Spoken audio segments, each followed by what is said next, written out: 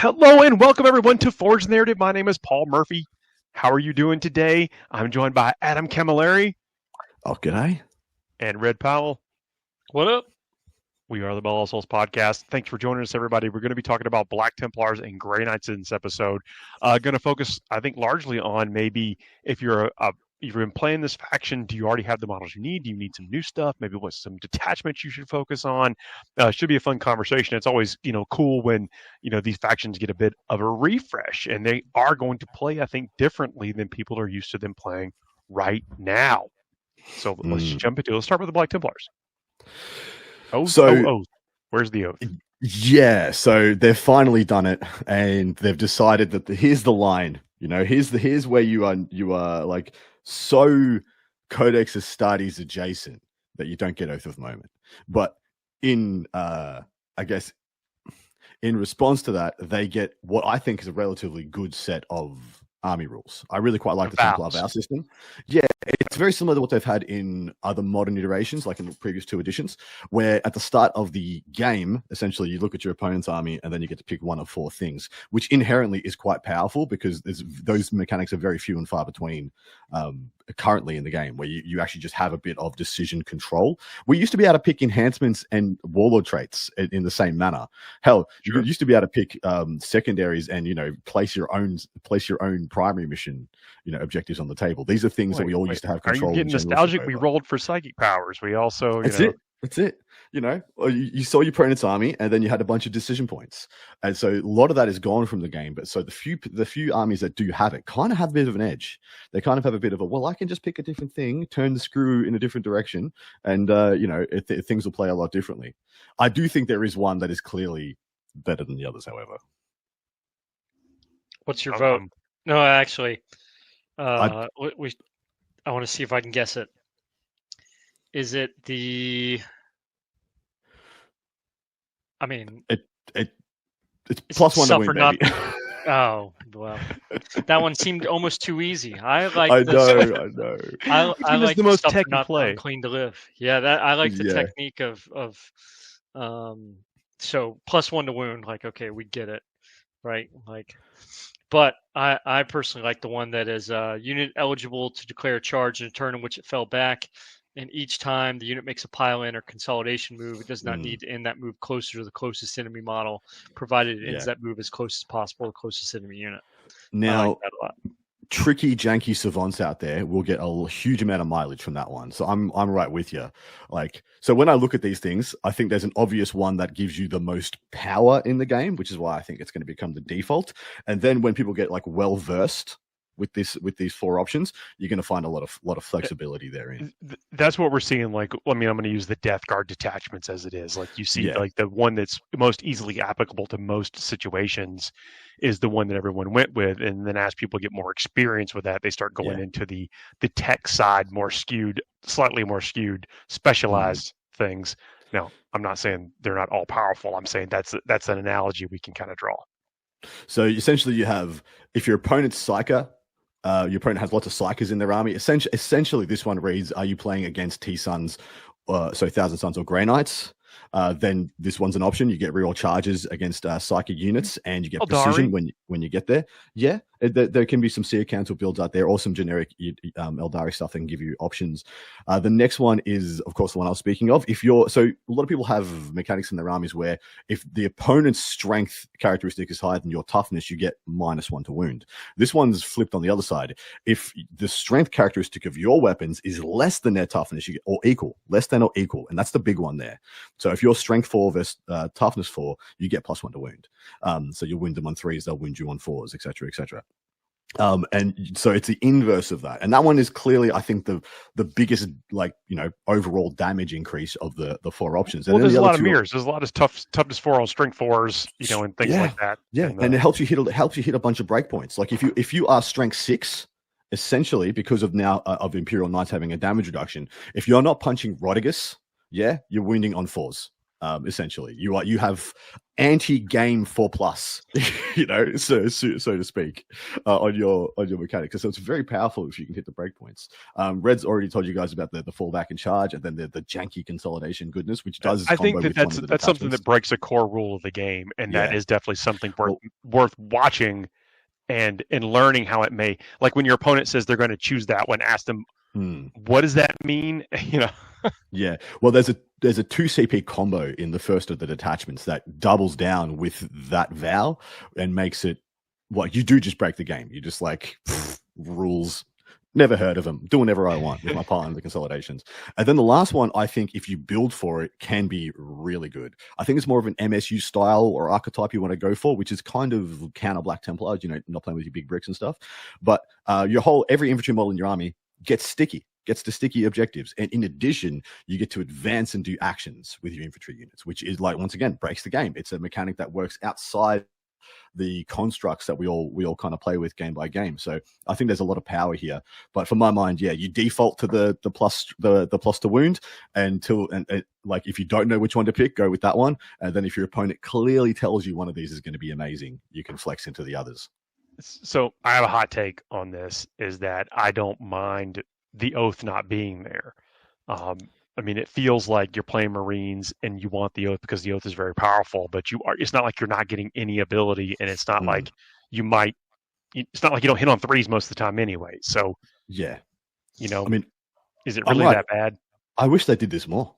I wish Space Wolves, Blood Angels, and Dark Angels all had their own thing, and we just left oath. Hey, for sure. But Blood Angels are a Codex chapter.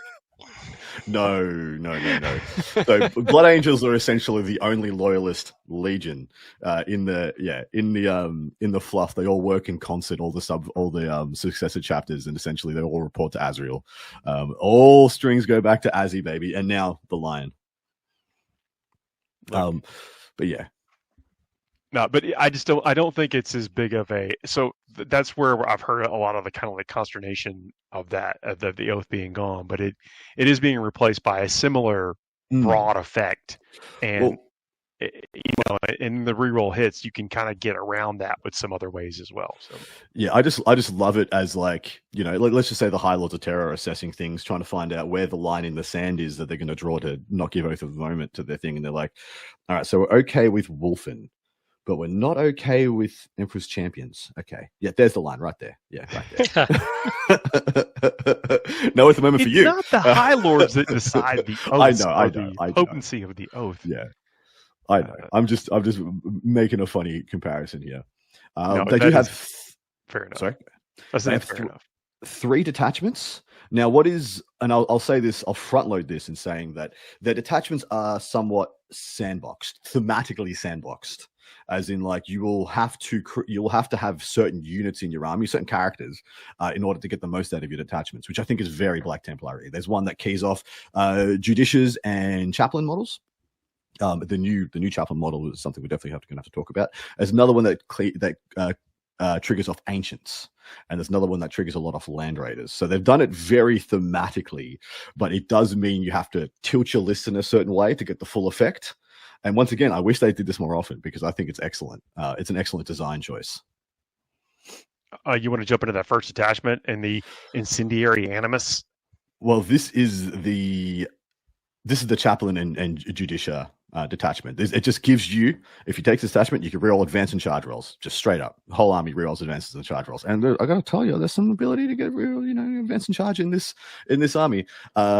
Rerolling charge rolls is huge, and if you just get that all the time, how many command points are you potentially saving yourself?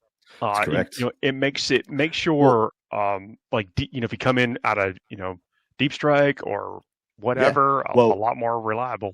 What I love about it is that it puts the fear of the Emperor into your opponent, which is what Templars should be trying to do all the time. It's like, I can advance and charge, reroll, advance and charge. Like, how far back on your backline are you willing to be if I go first? This kind of stuff. So we have detachments, and I think we have detachments that have a full spread of power. Like there's an even spread of power in the detachment rule across to the enhancements, across to the stratagems. This one, the enhancements are phenomenal. There's 3 enhancements that you just can I have 4, please? First one is for Chaplain and Duties only. Improve the AP characteristic of melee weapons equipped by the bearer's unit. Plus That's one the incendiary AP. animus that I was talking about. And I think it's a very powerful thing. Oh yeah. Oh, auto take, baby. Get it in every list. Next one is +1 to advance rolls and get to advance and do actions. So this is a bit of a nombo with one of the vows, but so be it.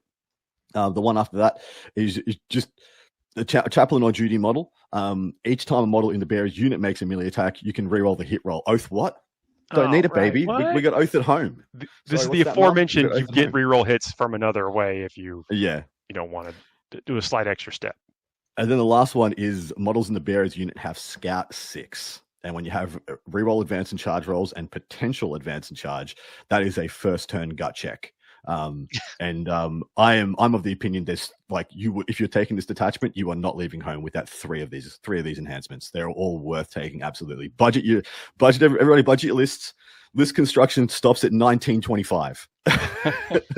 Just ceases. That's how many points you get in your army, and the rest just has to go to the enhancement pool. I don't mind. I mean, think of the modeling. Like Black Templar already have like all these cool bits and little relic pieces and chains and other like fancy looking weapons and stuff. This sounds like a cool opportunity. Yeah. Now I won't go through all the stratagems, but there's a 2 stratagem combo here that pops off with Red's favorite vow. The one that lets you pile in and consolidate towards the closest enemy unit, not model. The 2 stratagems in question are Devout Push, which essentially is a 1 CP fight phase stratagem that allows you to pile in and consolidate 6 inches.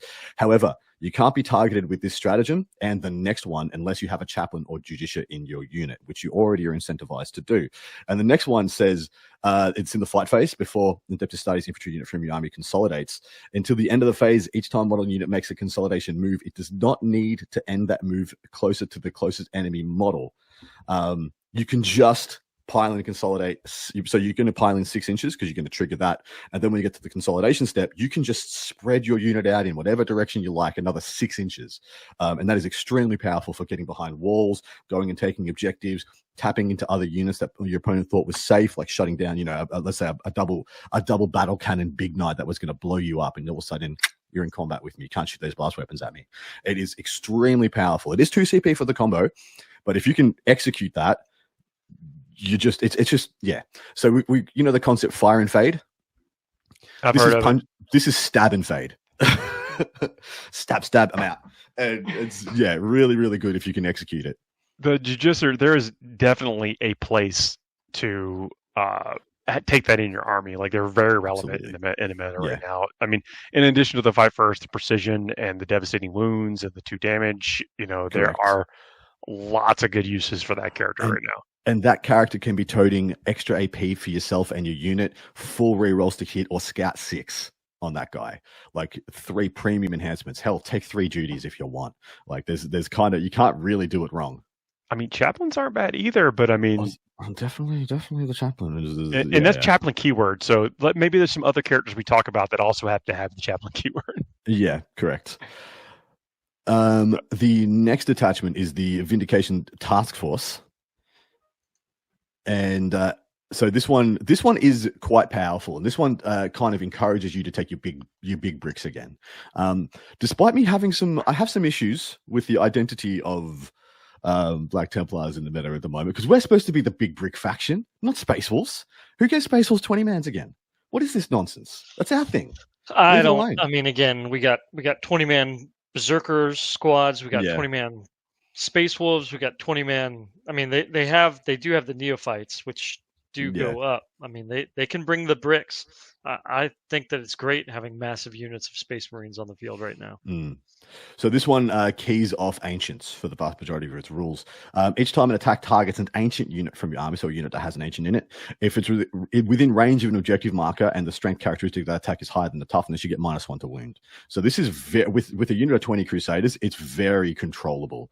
Like essentially, they should be like taking an objective turn 1 in the midboard and then not leaving that one until they've made the charge to your opponent's next one. It's kind of stuff. So you can really leapfrog this around. In addition, there is another rider here where each time a Crusader squad unit from your army makes its Righteous Zeal move, which is the same as a Khorne Berserker Surge move, that unit can end the move as close as possible to the closest objective marker instead of as closest to the closest enemy unit. So when they shoot you, which they're going to have to do because you got big blobs of 20 guys, you can bunk out D6+2 and just start to do all sorts of wacky stuff to what they think they're going to be able to do in their turn. So, I mean, there's very few units in the game that with just a charge can go in and clear 20 guys, especially if they're on the objective and they're -1 to wound.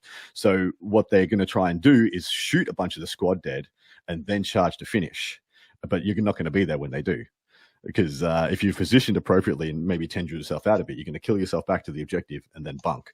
And it's actually pretty wild. And like Red already said it, it's something about chaining weapons to your wrist that gives you a surge move. That's what I'm getting from this. Yeah. Finally, we've got similarities with another chapter, I guess. Yes. Well, you're saying rush all the neophytes forward, get them killed, and then you consolidate the sword brethren or whatever back to the... That is exactly how it's going to work. In addition, there's a couple of powerful enhancements here as well. The one that shines out to me is that for an ancient model, each time an enemy unit selects the bearer's unit as a target of a charge, -2 to their charge rolls, not cumulative with any other negative modifiers. So that is really nice. If you're going to blob out those big old 20s, then having them -2 to charge. And like I said, unless your opponent is playing like a perfect marine killing firebase, in which case you just play the army very differently, they're not going to be able to single activate kill units of 20 guys. There's just not many units in the game that have the ability to do that. So I'm all upon this. This is awesome. I hope you're going to mention the orb as well. Got to mention the orb. Got to ponder it as well. Well, the Orb of Emperor's Aegis models in the Bears unit have the deep strike ability. Yep. I love that on a response force of Sword Brethren. Like you just take, because that one is not keyed off Ancient, so it's one you can take on any character. Yeah. So if you want, you just chuck that on a chaplain, you chuck that on a captain, put him with a unit of Sword Brothers, which can be taken as units of 4 now, which is quite interesting. They can go from 4 to 10, and you can take a 9-man as well. And so you can really budget it out a little bit and just have like a rapid ingress, heroic intervention option, and stuff like that. I think it's a very powerful thing to add into this mix. Yeah, indeed. Anything that gives a unit a real powerful rule it didn't have before that you can then key off what we know is a powerful stratagem like rapid ingress is something you got to watch out for. I mean, even if it's high points, it gives you something that is that would be never attainable for that unit, even in the best of circumstances. You could never roll your way into that result. Yeah. Now, the best stratagem here, in my opinion, is the 2 CP stratagem, which is at the end. It's called perfervid. I was waiting to hear how you were going to say it. I'm not going to give it a go. Perfervid. I'm sorry. I'm a mere define that from down under. No, Adam, what does that mean? They're angry. Okay. That's my default, right? It's Black Templars. I can just say that they're angry or they're righteous, and it usually spiteful, righteous, zealous. It's like we should play a game at some point on the show where we have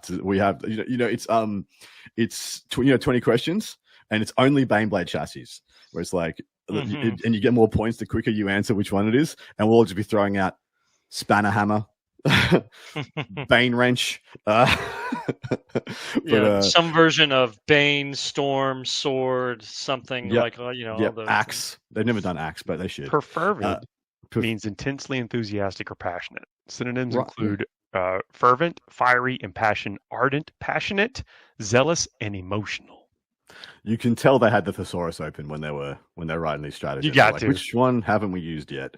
That was a rough one. But yeah, that's a rough one. I mean, I'm not going to defenestrate anything over this, but it's a rough one. Oh, look at the vocabulary on this guy, hey? Anyway, Perfervid Intervention is 2 CP. It's the end of your opponent's charge phase. One adeptus Astartes unit from your army that is within 6 inches of one or more enemy units and would be eligible to declare a charge as if it was your charge phase. Your unit now declares a charge that has to target only one of those enemy units, and you resolve that charge. Note if it's successful, you don't receive the charge bonus of, fights first. What this is amazing for is defending your objectives. If you just hold 2 CP, essentially no unit of like 10 guardsmen can come take your objectives. They leapfrog themselves on, and then you're like 2 CP, you're dead.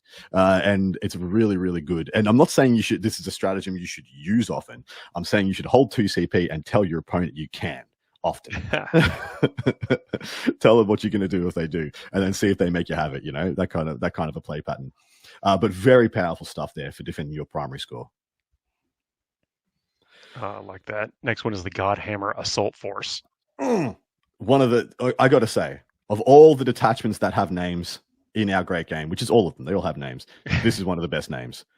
You put Godhammer at the start. Oh, yeah, and you can already tell this is the Land Raider one. Land Raiders, yeah, as it should be. Which is okay. Black Templars are kind of known. Like the Land Raider Crusader was originally a Black Templar only thing. I like to think Sigismund sat and he looked down at the Land Raider and he's like, I can't fit enough boys in that. Oi, Tech Priest, can we get more boys in this one? And the Land Raider Crusader was born. Sorry, Red, you were going to say? Oh no, I mean it's just I'm with you. Like I'd love to see more Land Raiders on the table, but I still think that it's not just Land Raiders here. I mean, Impulsors, Repulsors, and Rhinos are still on the table here. I don't think we should cut it short there. No, absolutely not. So what you get here is when you declare a charge after disembarking from a transport, one of the units that you declared as a respondent of that charge has to take a battle shock, and then you get +1 to hit on a turn that you disembarked for your melee attack, so you don't get it in shooting. But this is so everyone will automatically say, "Oh my god, this is going to be so good for Sword Brethren." Unfortunately, Sword Bros now hit on 2s. You know, woe is me. Break out the small violins. They're not going to get a lot of this out of this. But your smaller units of Crusaders or what I actually quite like is just your basic assault intercessor, who already has rerolls to wound if you're fighting something on an objective. And so they're going to go out, hit on 2s. And I got to tell you right now, every chainsword in this book has had sustained hits slapped on it. And every power sword or power weapon equivalent has had lethal hits strapped on it. So that's their spicy little bits. And everything, generally speaking, either hits a little better than contemporaries or has another attack on top of their contemporaries. So just 5 assault intercessors coming out of a repulsor with, like, say, a captain, a chaplain, pick your poison, is just going to go into an objective and clear it that much more efficiently. Oh, I like that. And this... Sorry, I gotta tell you boys about one of my favorite characters. So the marshal in this army, he, of course, like most other captains, he has an ability that makes him go super angry spicy once per game, where he just gets absolutely livid and decides to whack everything in the zip code. And this is Pious Fervor. I'm so bad. Each time the model in this unit is selected to fight until the end of the phase, add 1 to the attack characteristic of this model's mastercrafted power weapon for each enemy unit within 6 of this model. He starts with 7 attacks at 5/2/2, hitting on 2s with lethal hits. And he comes with an ability, Inspirational Exemplar, where he gets critical 5s to his unit. Now, there is a enhancement in this detachment that just means this guy is just going to rock up with like 2 digits of dice to throw. Even if you don't engineer, like, you know, a bunch of units within 6 inches. So this is Paragon of Fury, and is add 2 to the strength characteristic of melee weapons equipped by the bearer.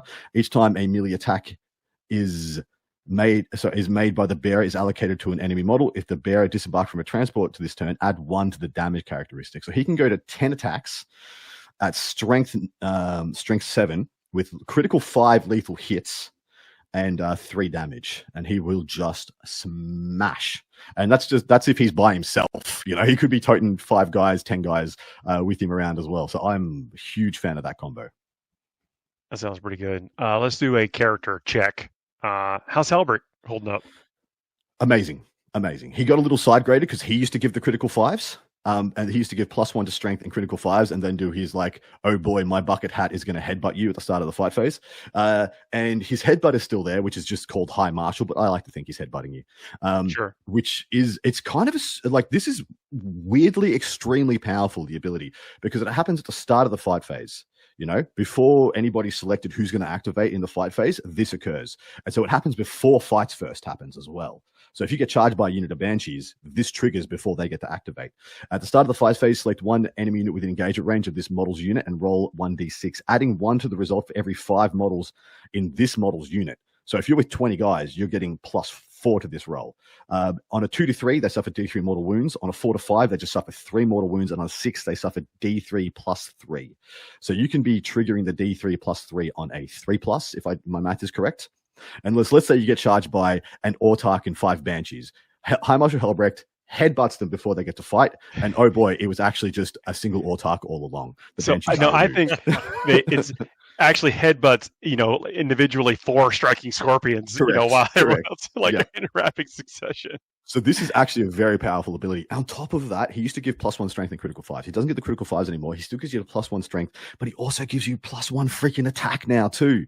And I think he is superb. I think he is so good that I would be surprised to just see any list that don't take good old Chadbrecht. Great model too. I mean, obviously, standout model. So, good excuse to get that model on the table. Cannot hate that. Let's jump, in the interest of time, let's also jump to the Execrator. Execrator is one of the new models coming out right now. Paul, I thought we were going to start there, and Adam, he took the whole time to get here, and now we finally got. I think this is the real show right now. All right, take it away, Red. No, I mean, I think so you can still take. We already talked. You can take a Justiciar. You can take Chaplains. I mean, Grimaldus is still on the table, but I think the Execrator. I mean, he's a helmet swap away, and maybe a couple, icons being shaved off from being another Master of Execution. Right. But so his out the gate, while this model is leading unit, that unit is eligible to declare a charge in turn in which it advanced. I mean, that's we're just adding on top right there, right? And when we're talking about a Crusader squad or Sword Brethren squad, and then we talked about all that extra movement from the other formation or the other detachment.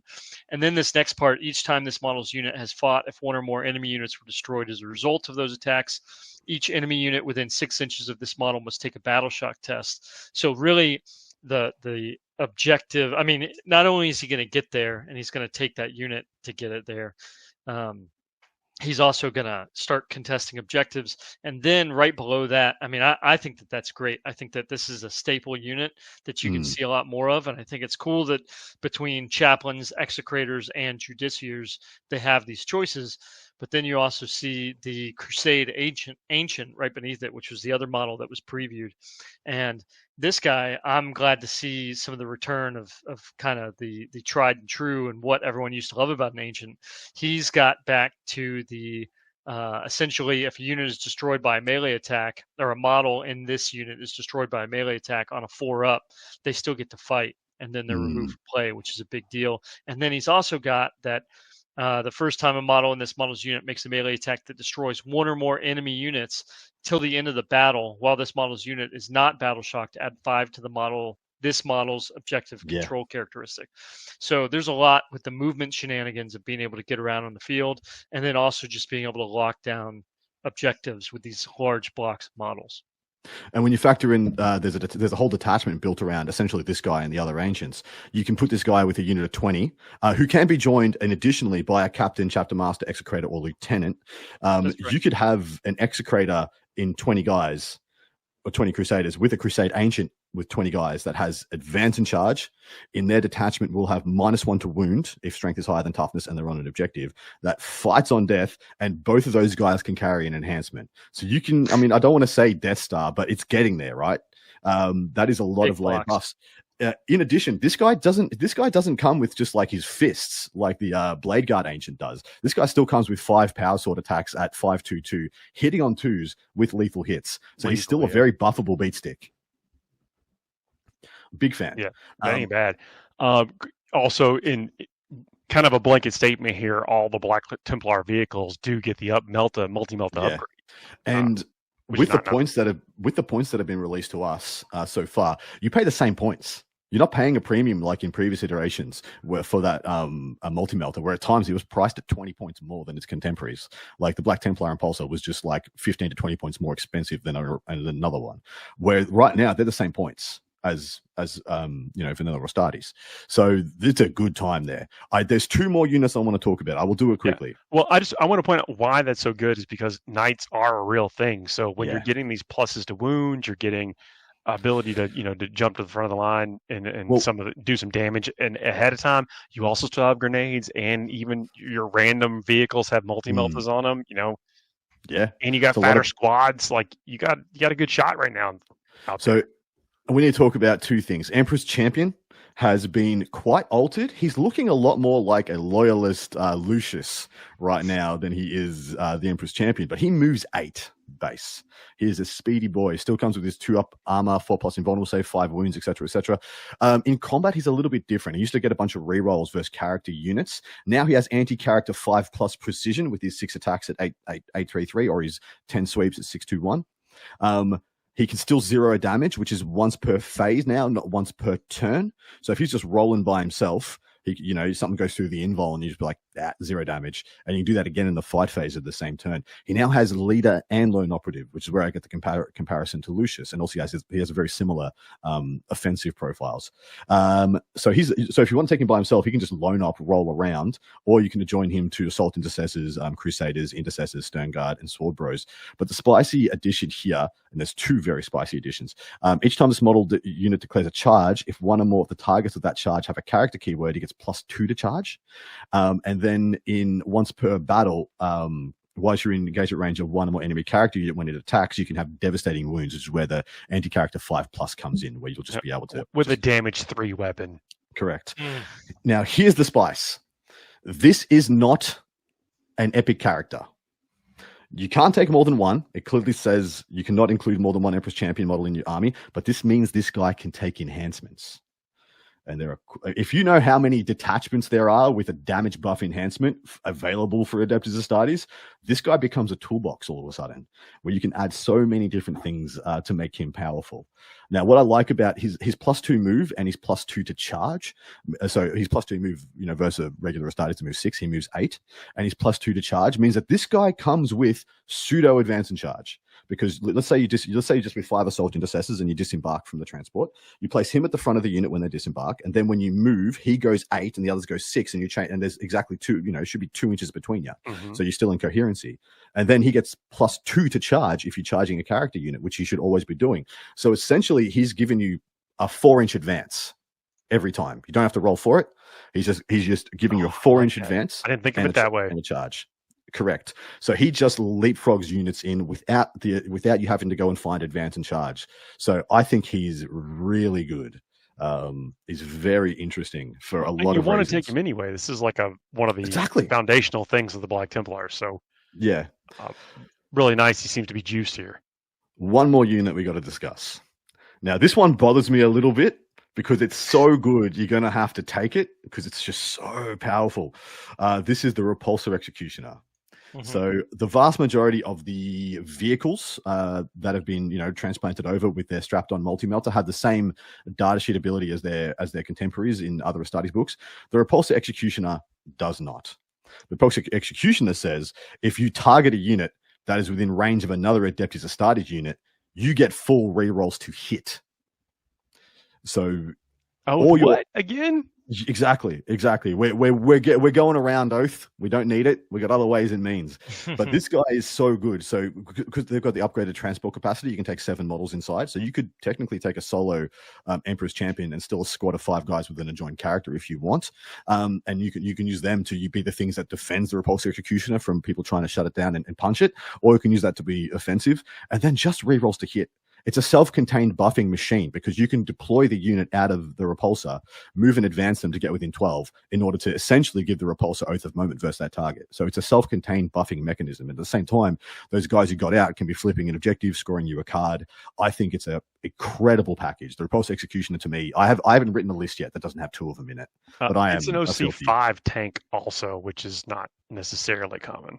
It's also toughness 12, which, a lot of people tooling themselves up to fight the Night Menace. This guy, he hits 1 breakpoint above that toughness bracket. So I think he's extremely powerful. Well, something to think about. Look, this is I think a little bit different than maybe Black Templars have been building their list, and I think the change is going to be a little bit alarming. But I hope that we've highlighted some units that are kind of worth experimenting with in the early stages if this is your faction, and there's some power there. So let us know what your builds are if you're excited to get this stuff on the table down in the comments, or send us some messages. I'm going to take a quick break. We'll come back and talk a little bit about the Grey Knights. See y'all.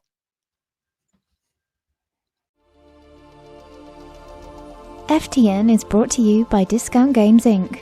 Please visit them at www.discountgamesinc.com. And don't forget to ask Jay about ways to save even more on your hobby projects. We are back, everyone. Thank you very much for checking out our sponsors. Look, when the pre-orders and stuff are coming, it is good to get a hold of your favorite retailer ahead of time so they know what to put in their orders for. That's what I hear consistently from the retailers. So if there's something that you are waiting on, like a new Battle Force or new individual models or things like that are coming out that you hear about, and you want to get a hold of things like the specialty dice for certain factions, make sure you get your copies, because some of that stuff does sell out. And also support our sponsors because they keep this show free for everybody. Grey Knights.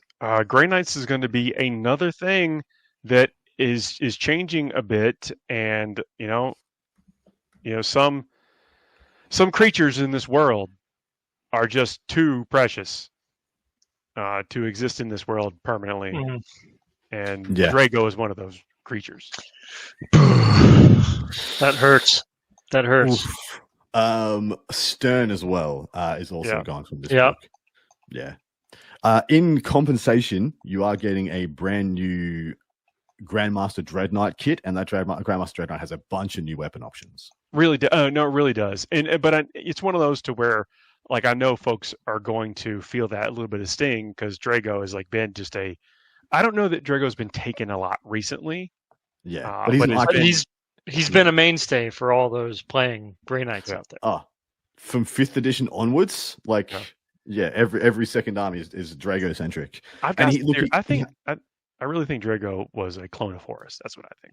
100%. They finally figured it out, and they're like, can't come back from the warp this time. Putting you back on ice. I did have qualms. So in the fluff, Drago's in the warp fighting demons perpetually, and I'm like, I mean, how incompetent are the Chaos Gods? They can't just sort this one problem. Look, I have no proof, of course, anything. This is just this is one wild fan theory. Here we go. But was it Molech in the Horus Heresy, where Horus goes into the warp and does a very similar thing? Mm-hmm. Yeah, or not the warp, it goes to the gate.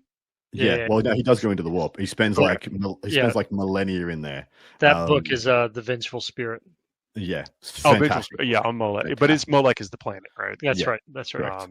And then has a very similar kind of few paragraphs to what Drago does, and I feel like maybe there's some similarities there. I don't know that there is, but I like to think stories. We will have a brand new Drago or a brand new supreme leader, supreme master of the Grey Knights someday in the future.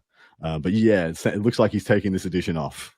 Yeah, but taking a break. But the Dreadnought definitely Grandmaster Dreadnought. Definitely, we're talking about. It is a new kit with new weapon options. Weapon options are cool, and they're unique to the Grandmaster. Like you can't get them on the regular Dreadnought, so it's another way to create some distinction. For the first time ever, as far as I'm concerned, unless you had a Storm Raven, you can take a multi-melter equivalent as a Grey Knight player. And the Grey Knight players that I've talked to, including myself, I've played Grey Knights at tournaments this calendar year.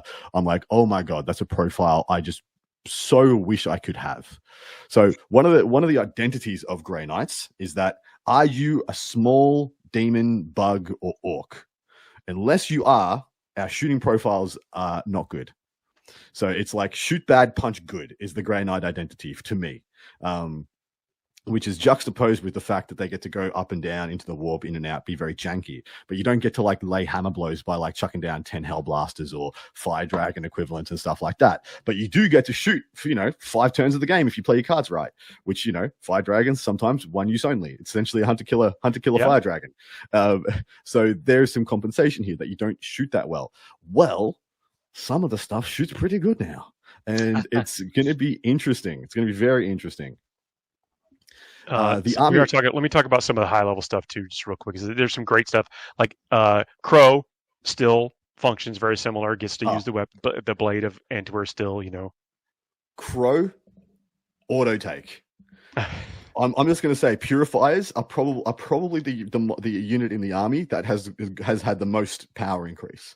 I think they are incredible. Yeah. Do you want me to riff off?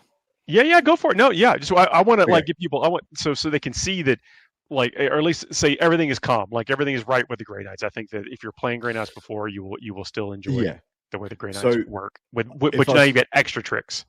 Yeah, if I was to give you a hot take, the overall power level of Grey Knights hasn't changed that much. It has gone up a little bit, but not dramatically. But the options, the fleshed outness of the range in the book is much more exciting. So previously, I could play all Dread Knights or all Terminators. These are the two flavors that I can enjoy, and now you can do everything in between, which I think is extremely well done by them. They've really fleshed out your options. Purifiers off the cuff, they didn't have a great data sheet rule previously. If you're below starting strength, you get +1 to hit. If you're below half strength, you get +1 to wound in addition, which meant that 4 guys could punch up pretty effectively, but that's about it. They now have reroll 1s to wound, shooting and fighting, and then if you're on an objective, 4 rerolls to wound, combat and shooting.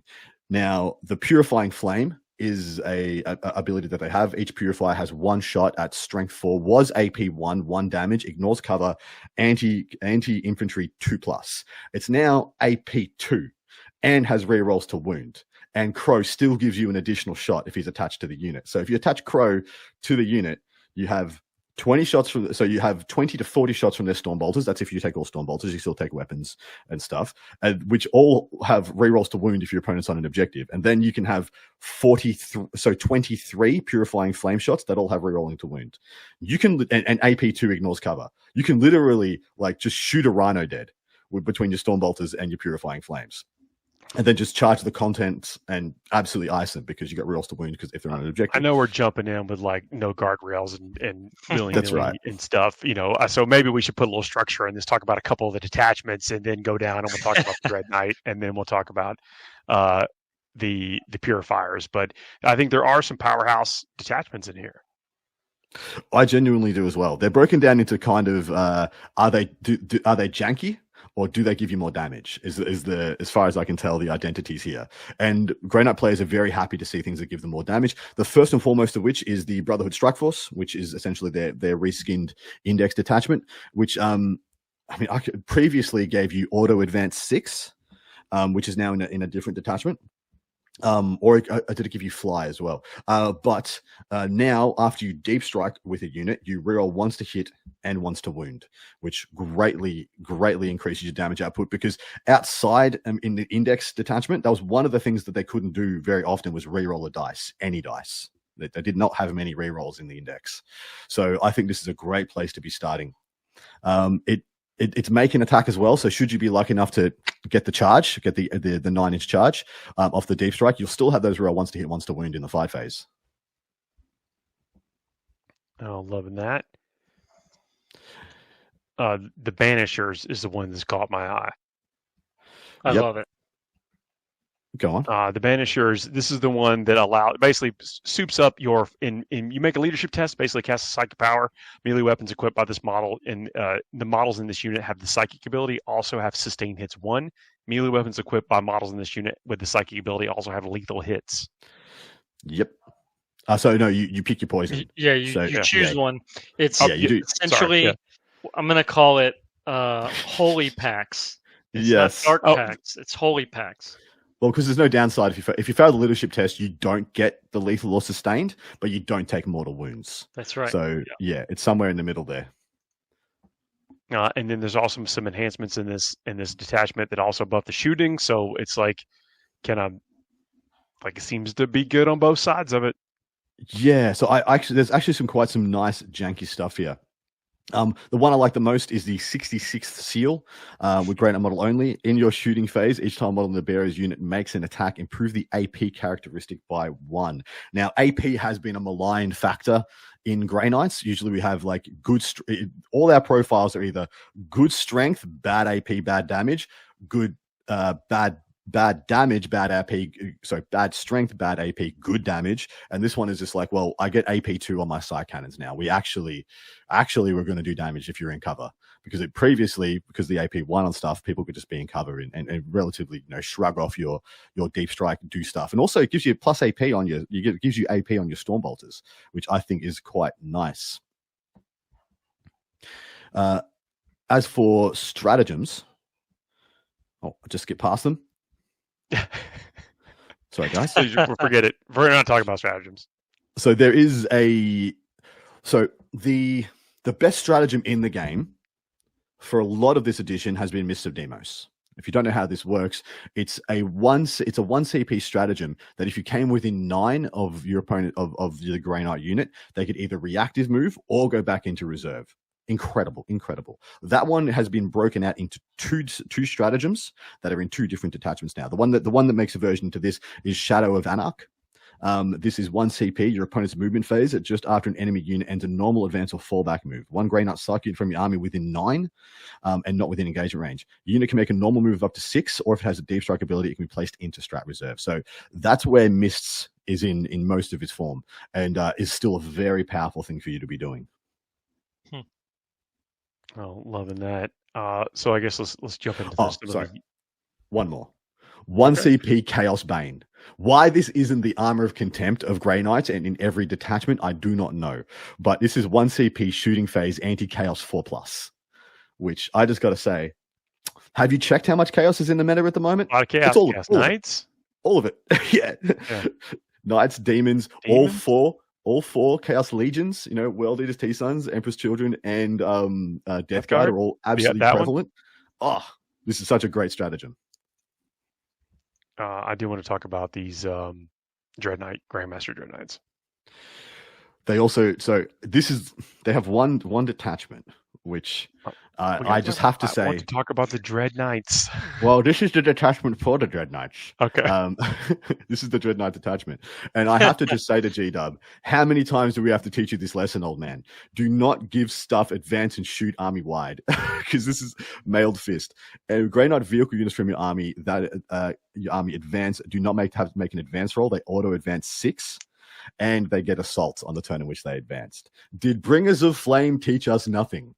But yeah, sorry, continue, mate. Tell us about the. Oh no, I was going to back into that. Actually, it's like there's a lot of power here in this, but it is. I think you're right. But it's situational.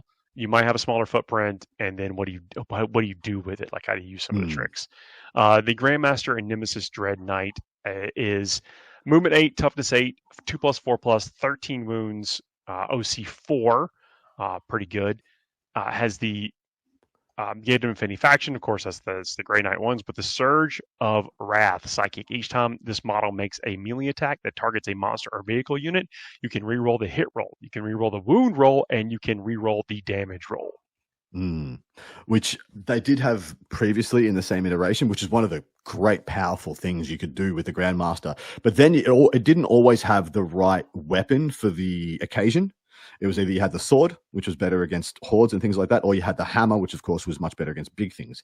Now they have a bunch of different options for weapons, and I'm interested to know which one you guys still like.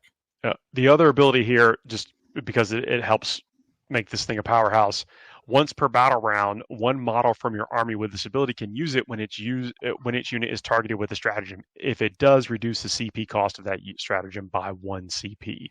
So Warrior Strategist, that is the name of that ability. So I think you have to factor that into the overall effectiveness of this model. So the new melee, the new weapon. So it does have the Nemesis Demon Great Hammer, which is strength 14, hits on 3s, -3 AP, D6 +1 damage. But then there's the new Nemesis Flail psychic ability, which is psychic weapon. 10 attacks, hits on 2, strength 5, -2 AP, 2 damage apiece. And then the next new one is the Nemesis Mace, anti-character 2+ precision psychic, 5 attacks, hits on 2, strength 6, -3 AP, 3 damage apiece. Yeah, I'm really interested to know where people are going to land with this guy, because I actually see I don't love the flail as much, because you could just take the sword and have a similar effect. If you're going into 1 damage, you have the same 10 attacks. Mind you, you don't have the 2 damage on the sword sweep, but then you have the other modality of having the 5 big attacks. Yeah, the sword gives you a strike and a sweep. Yeah. Yeah.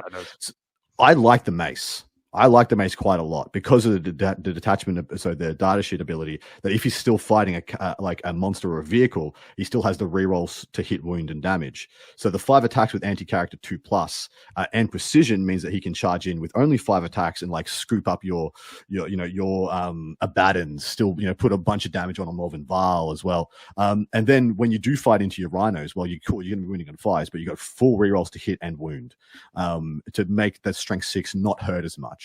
So actually, you don't seem to be sacrificing too much to get that very powerful precision ability. And how many times? I mean, precision, like saw this last week. Going in and precisioning out a cryptic and a wraith unit. You're going to get out characters. The ones you just mentioned are great targets for those types of things. Well, consider this: a lot of big knights in the game. And as soon as you say, a big knight, wow, I'm going to want the hammer. Of course I'm going to want the hammer. But every big knight is a character by default. So you're actually going to wound those big knights on 2s with this thing. You're going to hit them on 2s, wound them on 2s with 4 rolls to hit and wound. So you're just pretty much going to put 5 saves on them. It's AP 3, so then unless they have an involved in combat by being an Atropos or a Lancer or something, they're just going to have a 6-up armor save. And this guy's going to, chances on to do like 12 wounds to it, to just cut it straight in half. I'm a big fan. I think the mace is very interesting. And that's just one of its weapons. Right. Correct. Yeah, so the model's Dreadfist can be replaced by one of the following: hammer, flail, greatsword, mace. This model can be equipped with up to 2 of the following weapons, but cannot take duplicates: silencer, incinerator, psy-cannon, or sublimator. Let's talk about that one. Talking about? Yes. What's the sublimator? That is a Melter 4 psychic twin-linked multi-melter.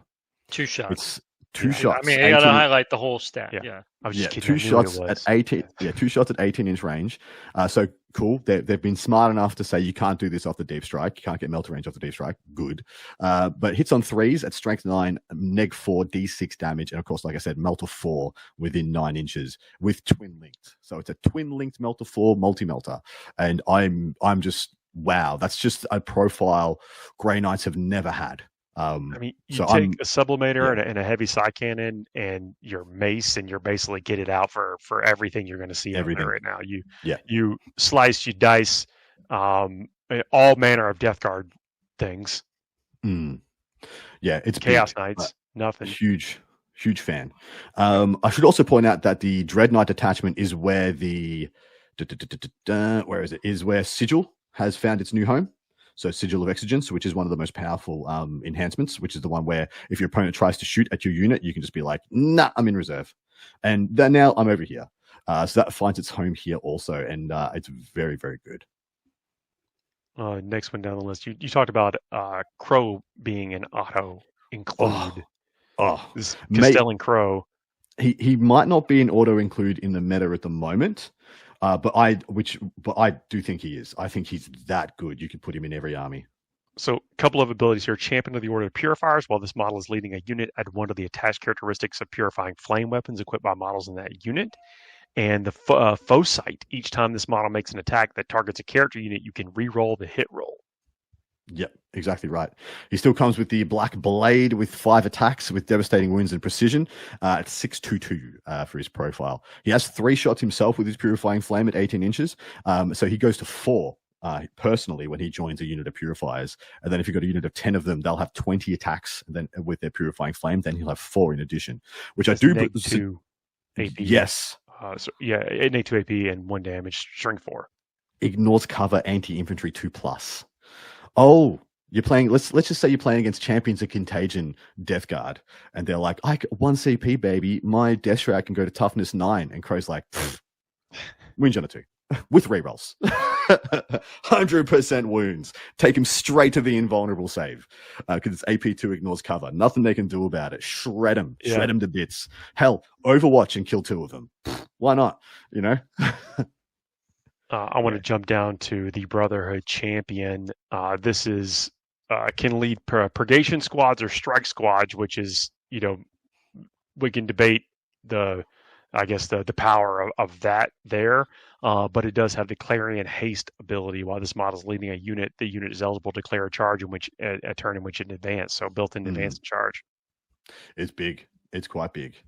I'm a huge fan of just like taking some strikes with one of those in a Rhino and just advance and charging out. Should also let you know there is a detachment that just gives infantry 1 CP advance and charge. And why that's big is because there is no transport capacity restriction on interceptors. So for the first time in an edition, you can disembark 3 with your interceptors, move 12 out of a transport. This can be 10 interceptors, by the way. So you disembark and essentially just go 15 inches plus an advance plus a charge. So if they rip the 6, you're going to be going 21 inches and then declaring a charge. So this is a level of melee reach that Grey Knights haven't had access to in a while, and could be very powerful. I want to talk about the Brotherhood Librarian. All right. Let's do that and talk about the Terminators. Yeah, because we have to talk about the Termies and Pallies.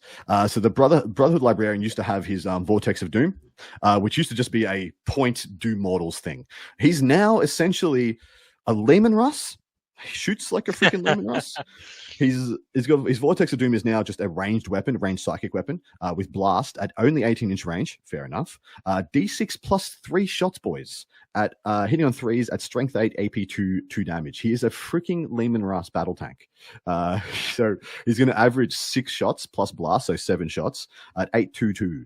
And then he has 2 premium abilities that he gives to you. He gives you a 4-up feel no pain on himself and the unit he's leading against psychic attacks. So you're extremely powerful in like the mirror match or versus Thousand Suns, or some Eldar abilities as well. But here's the big one. Whilst this model is leading a unit, this unit cannot be selected as a target of a range attack if the attacking model is within 18. So it gives a lone operative 18 to his unit.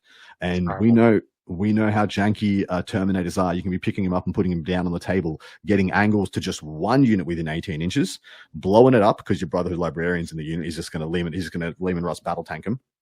Then your opponent tries to come get you. They have to be within 18 inches. Usually you can really throttle because you can have perfect information about when you pick this unit up and then pre-measure everything and then put it back down on the table with the army ability, if not one of the other abilities. And I think this combo is extremely good. Talking about just the regular old Grey Knight Terminator squad, or OC2 on their stat line. And you get the banner in them, which adds 1 to the OC. So that unit is a full 10-man unit of Terminators is OC 30. Yep, correct. And so, I mean, let's say you get half the squad on an objective. That's 15. Mm-hmm. 15. Really good. 5 40mm bases. Previously, their data sheet ability was they get lethal hits on the charge to themselves and to their unit. And now it is each time model in this unit makes a melee attack that targets a unit that isn't a monster or vehicle, you get +1 AP. So there's strength 6, AP 3 in that case with 2 damage, 4 attacks each still. So they slap. Like they actually slap pretty hard. Also, interestingly, you can take a unit of 4 Terminators now. And I really like this. I really like this because you take 4 Terminators. You can't take any special weapons. You have to have 5 guys in there for special weapons, but you can still take the Apothecary and the Ancient with that. So the Ancient can get a special weapon, right? Exactly right. Okay, yeah. Yeah, so the Ancient gets your special weapon, and you have the Apothecary in there, so you can resurrect, and then you can have just any old character, and then you have a really good surgical, 5 model unit. The footprint is being reduced, so you can fit it better places because it's not this big sprawling unit of possibly 11 models if you attach a character to a 10-man, and then they can just be jumping up, jumping down, getting angles, staying on the table. That threat of 30 OC is just so powerful. You come down, get a charge, you could almost instantly flip an objective. Yeah, absolutely. Paladins are in a similar position where you can take the smaller squads now as well, and their data sheet ability has also been altered in a pretty meaningful way, with the exception. So GW has finally realized that giving units +1 damage on the charge is problematic when you can attach a character that's souped up to that unit. You can take an attacks and strength increasing enhancement and then get the +1 damage by attaching it to the squad. So Paladins are pretty much incentivized to play without characters, and seeing as they're a unit of characters, essentially, whatever. But each time a unit So each time this unit makes a charge move until the end of the turn, +1 damage characteristic to melee weapons equipped by Paladin squad models. So for the first time, they've made the delineation. Not the character. Yeah. Not the character. I wish they'd go back and do that for everybody else now, but here we are. They still have the ancient. In the index, they never got an apothecary in the Paladin squad. You could get the banner only. Now you can get the apothecary as well. So you can be resurrecting your paladins. In your command phase, the bearer is not destroyed. You can return 1 destroyed model, excluding characters to the bearer's unit. That's the apothecary's Narthecium. Well, just imagine. So you get 4 attacks each on this squad. And of course, you can go to the 10. So you're going to have 40 attacks plus an adjoined character. They're going to be hitting on 2s at strength 6 AP2, 3 damage. 3 boys. And strength 6 is the new hotness, is the new hot break point in the game. Because when the big knights go into T11, these guys will just win big knights on 5s with 3 damage. They're pretty savage. I don't mind. I'm pretty digging it. Like with this stuff, I like Terminators. I like the fact the Paladins are OC1. So maybe the big difference. You can get the banner that make them. Yeah, OC2. So it kind of puts them back up to that level with the banner you probably want to take anyway. And there's a detachment that really enhances Terminator chassis as well, which we probably don't have time to dig into because I did tell you guys about purgation squads as well. Let's do that. Let's do that, and then so I'll do a little bit of a recap on Tacoma, and then we'll wrap it up. So purgation squads previously used to have their pseudo indirect, which they've taken away from them, and they replaced it with a actually very good ability. So righteous persecution. In your shooting phase, after this unit has shot, select 1 enemy unit that isn't a monster or vehicle hit by one of those attacks. Until the start of your next turn, the enemy unit is pinned, and whilst it is pinned, it is -2 from its move and -2 from its charge rolls. Tell me if I remember correctly, boys. You take a unit of 5 pure purgation squads, you can get 4 special weapons. What's that 5th guy got? What?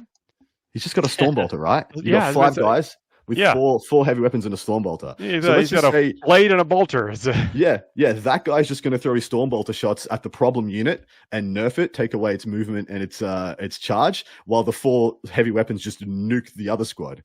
And it's just it's control and damage in the same data sheet. And I'm a huge fan of purgations now. I think they're really, really strong. Inceptor squads, I think may have a place as well. Well, they're pretty much untouched, which is good because they've got a very good shoot and scoot data sheet ability, but they have so many more ways to get buffed in these detachments. And then we talked about the Grandmaster Dread Knight, the Nemesis Dread Knight. The regular old Dread Knight is still very much the regular old Dread Knight as far as like weapon loadouts go. We did not talk about the chest missiles on the Grandmaster Dread Knight. That's because it's frag storm grenade launchers, but it's extra damage. it's like I do think it's a really, really nice upgrade. Not specifically the missiles, but just all the tricks on that Grandmaster Dread Knight. It's going to be something that you do definitely want to include in your army. Quickly, wrap it up. Tacoma, Death Guard 1. Knights were a thing. I think Knights are going to continue to be a thing. Death Guard are going to continue to be strong, and both the codexes we just talked about have some answers for that. So, we do have a living, breathing, ecosystem here, which is the meta. Do I think either of these is gonna be a big shakeup? No, which I'm happy about. I'm happy. These are going to be stabilizing elements rather than anything that's going to, completely adjust what's being taken at the top. But I think both player bases for both Grey Knights and Templars are going to be pretty happy with these inclusions. Good call. As it just came off of a near on 500 player event up there in Tacoma, and there are lots of factions that ran deep. I think going into round 4, there were like 26 undefeated factions or something like that. I was like basically that's everybody but out. Took a loss going into it, but I mean it's a pretty wide open field for people that are wanting to get out there and play. So I hope y'all are doing that. Also, hope you if you do play these factions, I hope that you find some stuff in there that you really love and get excited about, even if it's just building a new model. Next week, Red Now will be at Gen Con. That's right. Nice. So if you are at Gen Con, come and say hello to us, probably in and around the Games Workshop booth or other activities there. Some of the activities that will be there are only available at Gen Con. There's like a dungeon crawl where you actually find loot in the 40k world and can keep coming back and playing. And for 40k, think like Dark Tide, but with miniatures. Hell yeah. That's going to be fun. Yeah, and sometimes we do like giant size Space Hulk. That's right. JT and myself basically dungeon mastered a Space Hulk game for about 3 hours for anybody that wanted to come up and play. That's awesome. Brilliant. It I was did very that fun. at Dallas. It's a lot of fun, right? Yeah. But that's the kind of stuff you might see at Gen Con that you don't see other places, and I hope they do really roll out Kill Team Live. But anyway, if you do come to the event, say what's up. Be a pleasure to say, give some fist bumps to folks that listen. But that's the show this week. Please do not forget to like, share, subscribe, leave some 5-star reviews. Throw a comment or two in there. It really helps the algorithms move everything around, and we'll see y'all as soon as we can. Have a good night, everybody. Take care.